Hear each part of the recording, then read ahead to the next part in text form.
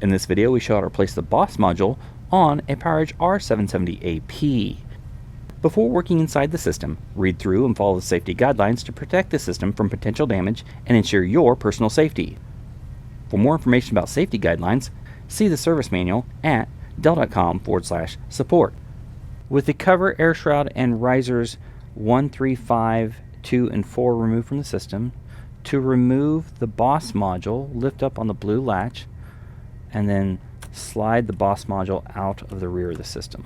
To install the BOSS module, align it with the rear of the system and then slide all the way in until fully seated, and then press down on the blue latch to secure it. For more information about the PowerEdge R770AP, visit dell.com/support.